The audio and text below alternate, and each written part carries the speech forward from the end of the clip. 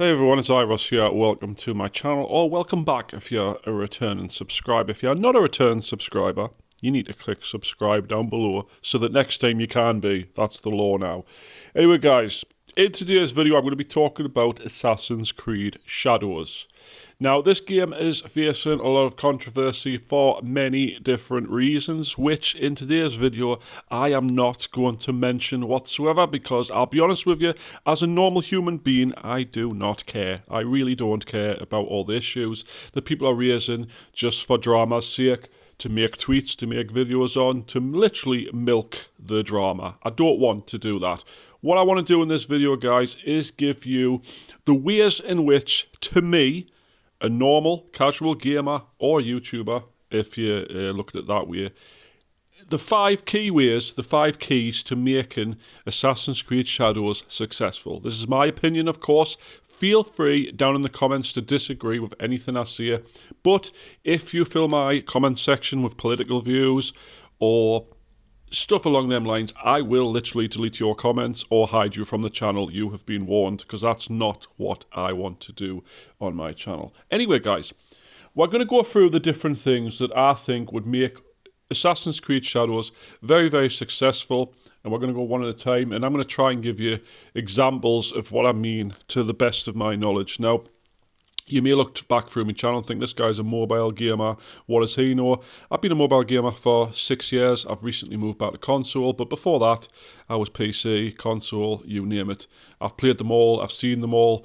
I'm in my 30s, you know what I mean? I know probably more than most people watching this video about gaming. Anyway, guys, we're going to get into it, so please like down below if you do enjoy it, and let's get started. So guys, in at number 1 is compelling storyline. Now, this is very important for a game to be successful, in my opinion. It doesn't matter who the characters are, okay? You could play as the boy or you could play as the girl. It doesn't make a difference whatsoever. It doesn't even make a difference how charismatic the characters are to me. I have played games in the past, Fable, you've got Jak and Daxter even, where the main protagonist of the game does not speak.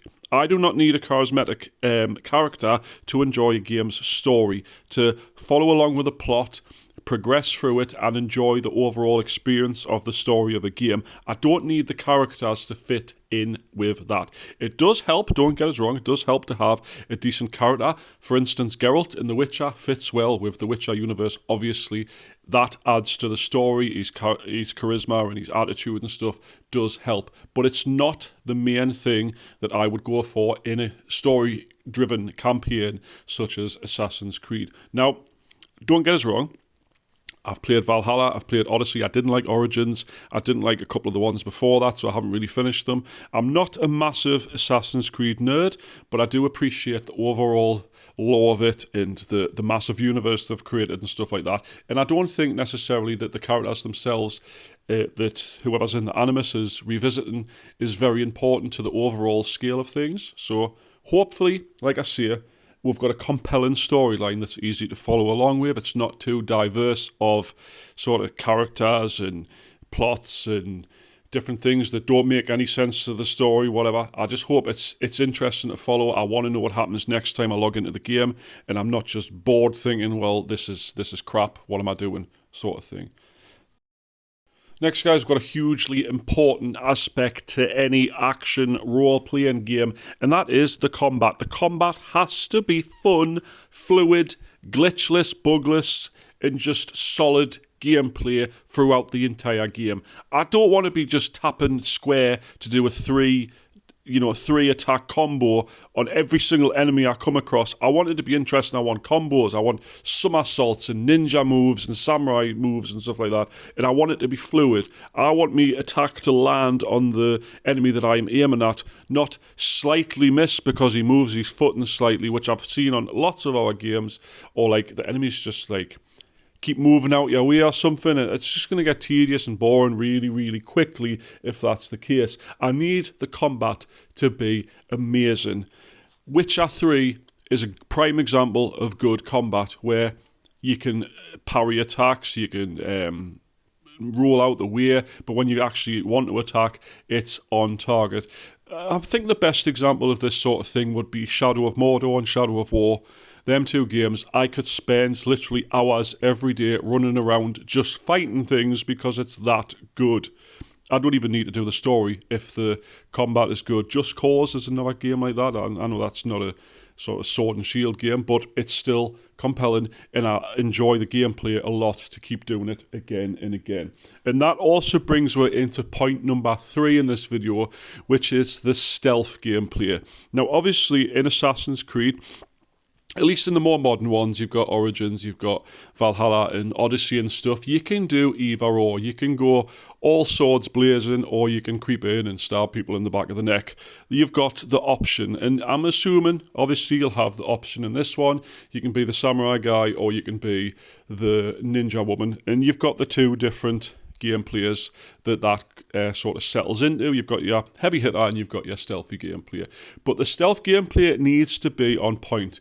Now, what I don't want to do is creep up behind someone and they don't know I'm there. I'm completely invisible. I haven't made a sound, and you go to stab them in the back of the head and it doesn't kill them in one shot. That would absolutely destroy me. I hate games where you're too low level to assassinate this target, because low-level blade, even though you pierced it right through his spine, didn't kill him in one shot. That annoys me. I want it to be fluid. I want it to feel realistic. I want my stealth to actually pay off. Think Dishonored 2, where you play the stealthy gameplay and it actually pays off to be stealthy. You can actually change the overall story of the game. Not that I'm needed to do that, but you can actually go about things differently if you choose the stealthy option as opposed to the brute force option. So that, for me, is very, very important in games like this. It has to be the option. I don't want a scenario where I need to assault this castle, but it's going to be better if I do it this way or that way. I want the option where it's better both ways, and I get the choice, stealthy gameplay or non-stealthy gameplay. Very important to me anyway. Alright guys, the next point on my little checklist down here, something massively important. I mean, everything on this list is massively important, let's face it. Everything on this list is super important to make a game successful. But this one is the fill-in, when you're not doing the main story, the side missions have to be interesting. They have to be separate from the main story, or at least tie in at some point. I do not want a side mission. Go kill 10 wolves in the forest. That's horrible. I don't want that sort of side mission. I want a side mission that has its own storyline. You've got The Witcher 3 as a prime example of this. I keep using it because it's one of the greatest games I've ever played. Its side missions are amazing.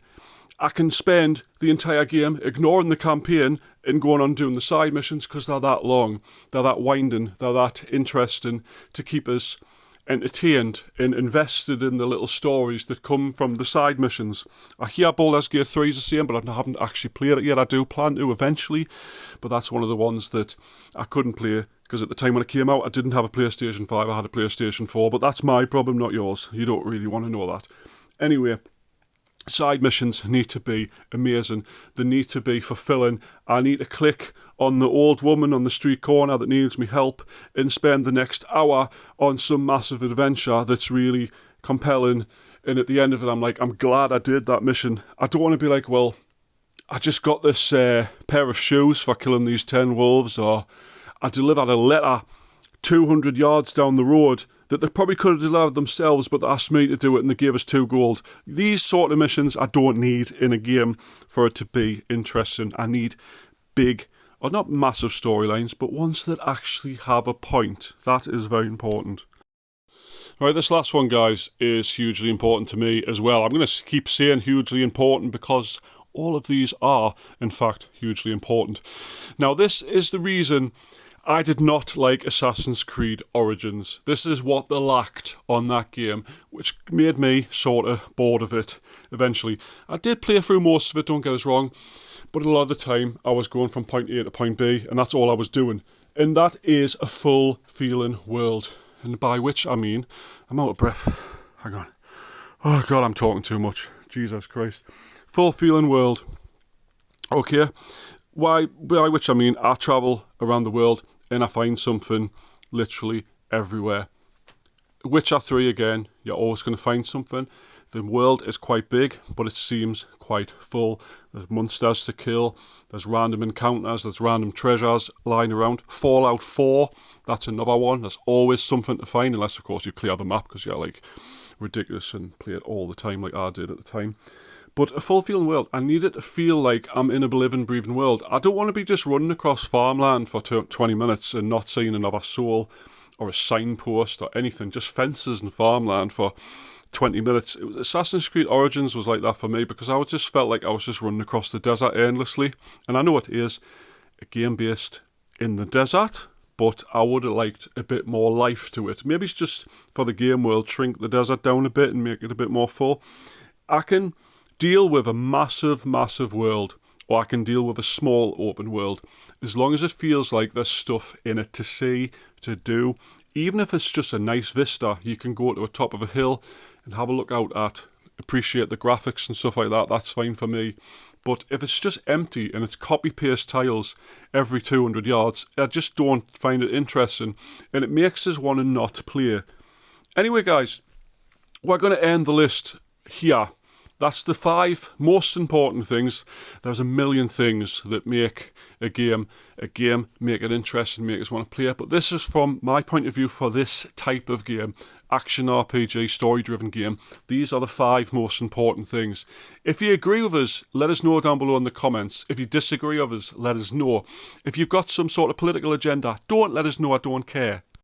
There's a dedicated group of people on X right now that'll gladly discuss why the game's historically inaccurate, or there shouldn't be this in the game, there shouldn't be that in the game. That's entirely up to you. If you want to go discuss that elsewhere.